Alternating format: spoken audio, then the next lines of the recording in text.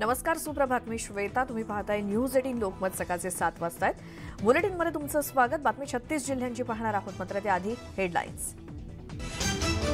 Headlines प्रायोजक राजयोग paints, खुशियां आपकी, रंग हमारे.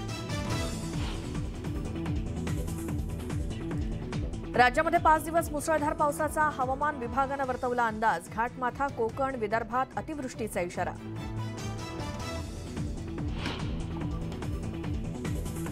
विदर्भात मुसळधार पावसानं उडवली दाणादाण. अमरावतीत 3, यवतमाळमध्ये 2, अकोला आणि बुलढाण्यातील प्रत्येकी एका व्यक्तीचा मृत्यू. अमरावती विभागातील 8 प्रकल्पातून विसर्ग, 3 मध्यम प्रकल्पांमध्ये 100% पाणीसाठा.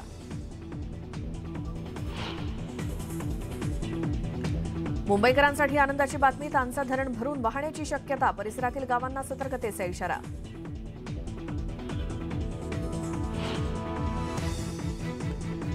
मुंबईकरांची पाण्याची चिंता मिटली. दमदार पावसानं तलाव अर्धे भरले. मुंबईकरांना 6 महिने पाण्याचं नो टेन्शन.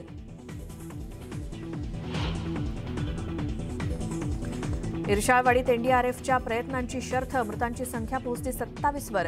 78 गावकरी अद्यापही दरडीखाली असण्याची भीती.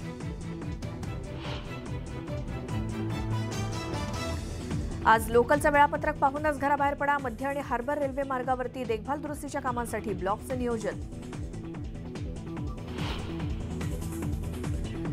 म्हाडाच्या कोकण मंडळाची 4000 घरांसाठी गणेशोत्सवात सोडत. ऑगस्टपासून होणार अर्ज विक्रीला सुरुवात.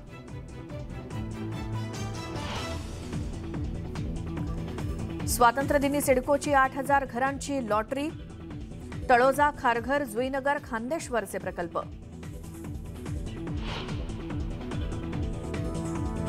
एक कोटी शेतकऱ्यांनी काढला केवळ 1 रुपयात पीक विमा.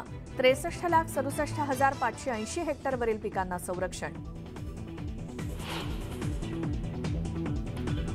एसटी महामंडळाकडे कर्मचाऱ्यांचा भविष्य निर्वाह निधी आणि ग्रॅज्युइटी देण्यास पैसे नाहीत.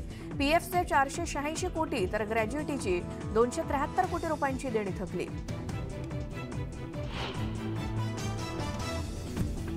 दहशतवाद्यांकडून संवेदनशील ठिकाणांचं चित्रीकरण. एनआयचा पुण्यामध्ये सखोल तपास सुरू.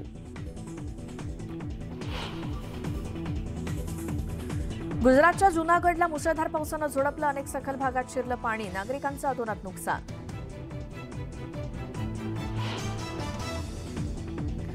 मणिपूर प्रकरणात मुख्य आरोपीसह 6 जणांना अटक. इतर आरोपींच्या शोधासाठी पोलिसांकडून छापेमारी.